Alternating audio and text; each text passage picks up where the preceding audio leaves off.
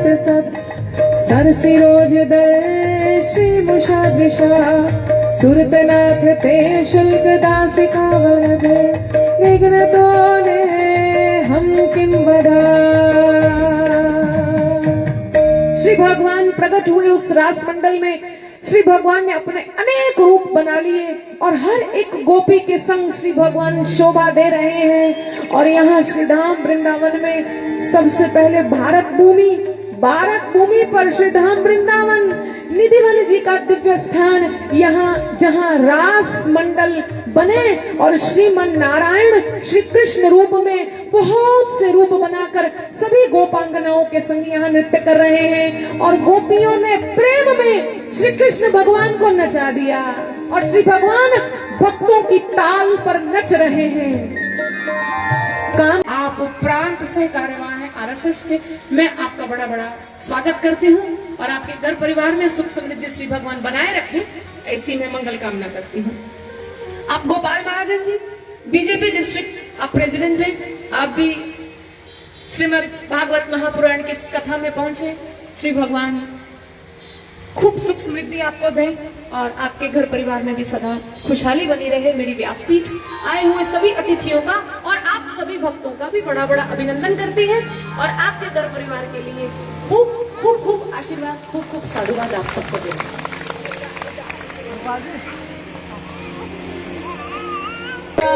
दर्शन मोरे दिखलाता मेरे सुंदर श्याम सलोने जी, आंखों के आगे आ जाओ, दर्शन मोरे दिखला जाओ। मेरे सुंदर श्याम सलोने जी, आंखों के आगे आ जाओ, दर्शन मोरे दिखला जाओ।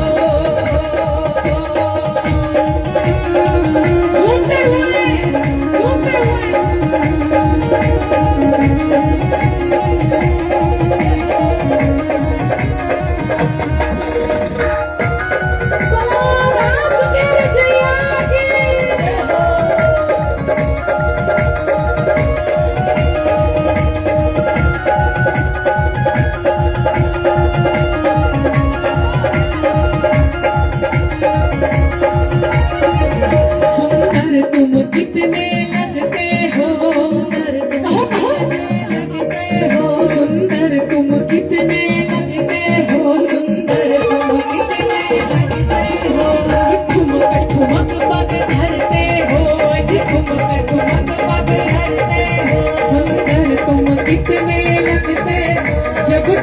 ठुमक पग धरते हो।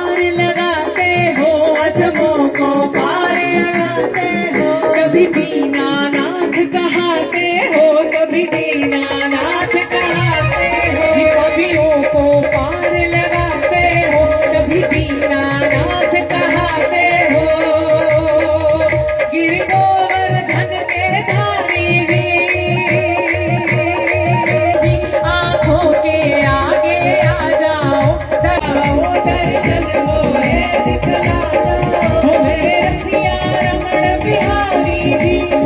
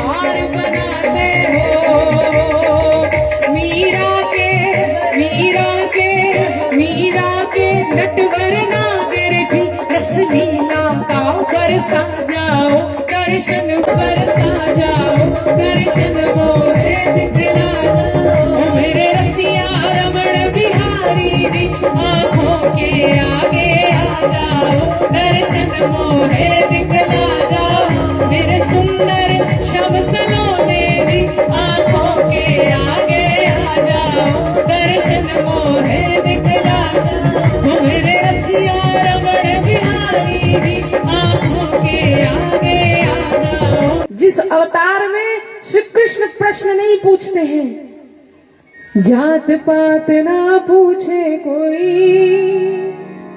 हरि को भजे सो हरि का होई, हरि को भजे सो हरि का होई। श्री भगवान के शरण में सभी गोपांगनाएं गोपी भाव में सभी आई और सभी के भावों को श्री भगवान ने स्वीकार किया।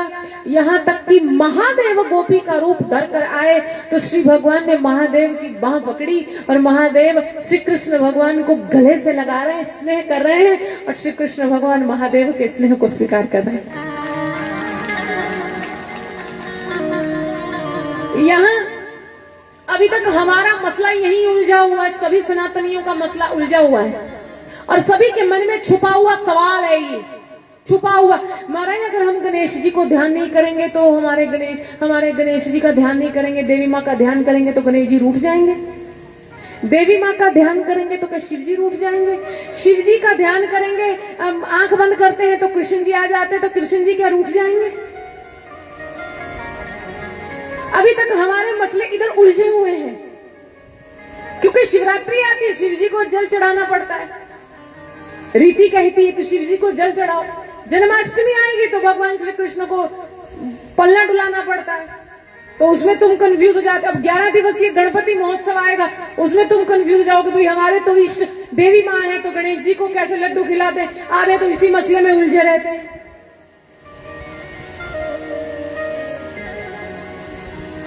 भक्तों की भावना के अनुसार श्री भगवान को भगवत तत्व अलग अलग रूप लेते हैं और श्री भगवान के अलग अलग रूप को प्रसन्न करने के लिए महापुरुषों ने अलग अलग विधाएं बना दी हैं।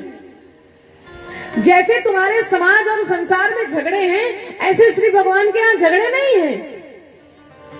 आप अगर गणपति जी के उपासक हैं तो गणपति जी की पूजा करते करते अगर भगवान शिव जी का ध्यान आपको आ जाएगा तो कोई पाप नहीं कर लोगे आप। श्री कृष्ण को प्यार करने वाले हो, अगर श्री कृष्ण का ध्यान करते करते भगवान शिव का ध्यान आ गया तो भगवान कृष्ण रूठेंगे नहीं तुमसे।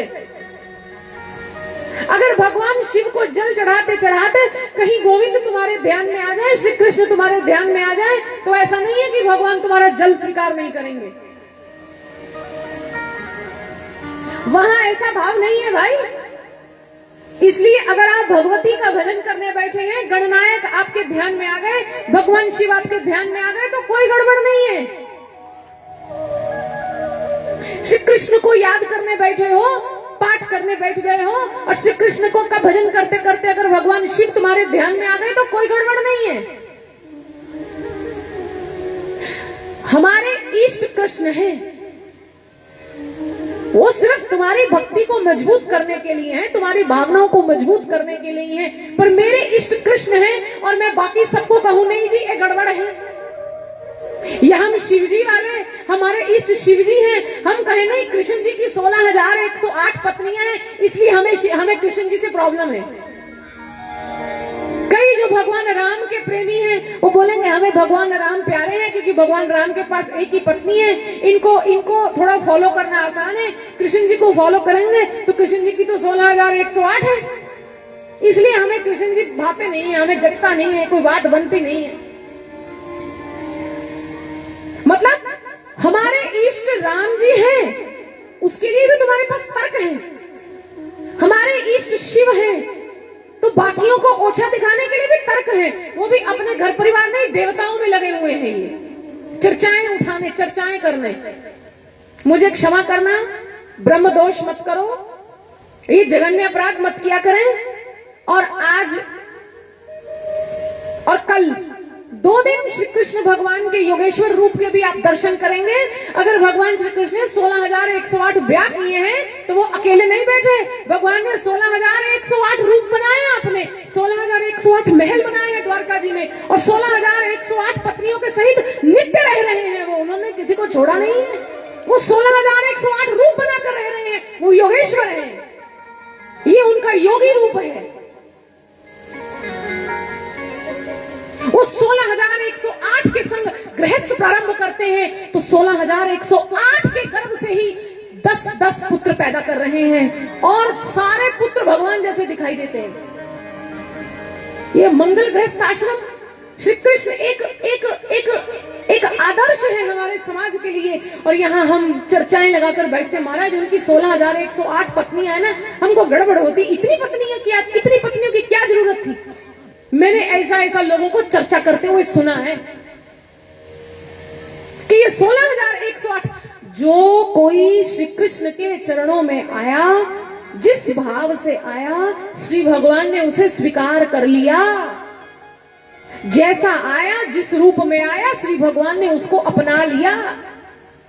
जो 16,108 पत्नियों के संग ब्याह कर लेता है, वो 16,109वां रूप रखने वाली स्त्री के भीतर विश्वास दे रहा है कि अगर 16,108 के संग मैं संबंध निभा सकता हूं तो तुम मेरे लिए 9वीं एक्स्ट्रा हो, तुम्हारे लिए भी मेरे पास स्थान है। हर निकृष्ट के लिए, हर अधम के लिए श्री कृष्ण के हृदय में स्थान है। जिसको संसार ने छोड़ा उसको कृष्ण ने स्वीकार किया, जिसको संसार ने अधम कहा उसको श्री भगवान ने स्वीकार किया, सरमौर बनाया। जो कंस के यहाँ अंगराज लगाती कुब्जा, 3 स्थानों से जो कुबड़ी है, ऐसी कुबड़ी को जब श्री कृष्ण का स्पर्श मिला तो वो नव यौवना हो गई। श्री कृष्ण के जीवन को और चरित्र को समझना इतना आसान काम नहीं है। वही समझ पाएगा जो योग मार्ग पर दृढ़ है। जिसकी संसारी बुद्धि है वो कृष्ण को समझने में भूल करेगा, लेकिन जो योग मार्ग में स्थित है केवल वही जान सकता है कि 16,108 रूप कैसे बनाए जाते हैं। एक कृष्ण बहुत से रूप बनाकर सभी देव कन्याओं का, सभी मत्स्य कन्याओं का, सभी सिद्धियों का, रिद्धियों का, दैत्य कन्याओं का, ऋचाओं का, मंत्रों का कल्याण कर रहे हैं। वो एक सब में प्रवाहित हो रहे हैं, और वो एक सब में प्रवाहित होकर हम सबको ये आश्वासन देते हैं, अगर मैं सब में प्रवाहित हो रहा हूं तो कहीं ना कहीं मैं तुम में भी प्रवाहित हो रहा हूं। अगर एक का विष अमृत बना है तो सभी का विष अमृत बनेगा। अगर एक के नाग फूल बने हैं तो सभी के नाग फूल बनेंगे। अगर एक मीरा का कल्याण हुआ है तो सभी मीराओं का कल्याण होगा। अगर एक शबरी का उद्धार हुआ है तो सभी शबरियों का उद्धार होगा। ये अधमों को पार लगाते हैं महाराज, इसीलिए दीनानाथ कहलाते हैं। श्री भगवान को जो जो नाम ऋषियों मनीषियों ने दिए हैं वो भगवान के रूप, गुणों और स्वरूपों का चिंतन करके नाम दिए हैं। इसलिए मेरा निवेदन है, समाज के किसी बिगड़े हुए आदमी को कृष्ण मत कहा करो, किसी लंपट, किसी चोर को कृष्ण मत कहा करो। जो एक से ज्यादा पत्नियां रखे, घर में भी पत्नी है, बाहर में भी सहेली है, उसको बोलते कृष्ण है ये। अरे ये ब्रह्म दोष है। किसी नीच को कृष्ण का नाम मत दिया करो, क्योंकि कृष्ण जहां प्रेम निभा रहे हैं वहां पूर्ण प्रेम निभा रहे हैं। कृष्ण जहां नाच रहे हैं तो वो नाच रहे हैं, गा रहे हैं तो गा रहे हैं, स्वीकार कर रहे हैं तो स्वीकार कर रहे हैं। लेकिन हम ब्रह्म दोष करते हैं, क्लेश लगाने वाले को नारद कहते हैं, और जो बहुत सी औरतों के संग विहार करे उसे हम कृष्ण कहते हैं। ऐसे सनातनी हैं हम पहले अपने घरों में बैठकर अपने बच्चों के संग अपने ही देवी देवताओं पर बने हुए चुटकुलों पर हंसते हैं, फिर बाद में जब किसी धार्मिक मंच पर जाते हैं, राजनीतिक मंच पर जाते हैं, तो फिर हम कहते हैं हम सनातनी हैं। धिक्कार है ऐसे सनातनियों पर। YouTube प्लेटफॉर्म्स पर, OTT प्लेटफॉर्म्स पर महात्माओं का मजाक बनने के लिए वीडियो सीरीज बनती है, उसको हम देखते हैं और फिर माइंड में ऐसा डिजाइन बना लेते हैं कि सारे महात्मा ऐसे होते होंगे, और फिर समाज में ये एक संदेश फैलता है कि सब महात्मा चरित्रहीन हैं, सब महात्मा लूटपाट करने वाले हैं, और हम चुपचाप मुंह खोकर रहे हैं। जब तक हम अपने धर्म पर, जब तक हम अपने सनातन पर उंगली उठाने वाले वेब सीरीज की, चुटकुलों की, सीरियल्स का सही ढंग से बहिष्कार नहीं करते, तब तक हमारी बुद्धि शुद्ध नहीं हो सकती, निर्मल नहीं हो सकती, और हम अपने सिद्धांतों को समझने के बिल्कुल लायक नहीं हैं। हम अपने ही देवताओं पर, अपनी ही देवियों पर बनी हुई के विरोध में बनी हुई गीतों को देखते हैं, चुटकुलों को देखकर हम हंसते हैं, हमें तो फर्क ही नहीं पड़ता। और ये मजाक सनातन में होता है और कहीं नहीं होता। और मेरा निवेदन है, आने वाली पीढ़ी थोड़ा धर्म से विमुख हो रही है, तो जहां कहीं आप देखें कुछ गड़बड़ चल रही है, तो उस पर कथा सुनने वाले कम से कम आप सब लोग टिप्पणी जरूर किया करें कि बेटा ये जो तुम देख रहे हो ऐसा नहीं है, ये जो तुम समझ रहे हो ऐसा नहीं है, ये जो मजाक तुम सुन रहे हो ऐसा नहीं है। श्री कृष्ण पूर्ण योगेश्वर है, और यहां प्रत्येक भक्त की मनोकामना को सिद्ध करने के लिए, अगर किसी ने कहा हाँ आप हमें पति रूप में चाहिए, तो श्री कृष्ण पति रूप में उस जीवात्मा को प्राप्त हुए हैं। ये उनके चरित्र की विराटता है, और अन्य किसी देव में ऐसा सामर्थ्य नहीं है जो एक साथ अनेक जीवों का कल्याण करने का सामर्थ्य रखता हो। यहां श्रीधाम वृंदावन साक्षी बने, यमुना जी साक्षी बनी, और ये भारत भूमि श्री भगवान के उन भारत भूमि का स्पर्श मिला है, तो साक्षी है कि कहां कहां किन किन भक्तों के भावों को श्री भगवान ने स्वीकार किया है। श्री कृष्ण भगवान के इस रास प्रसंग के साथ ही श्री कृष्ण भगवान के योगेश्वर रूप के दर्शन प्रारंभ होते हैं।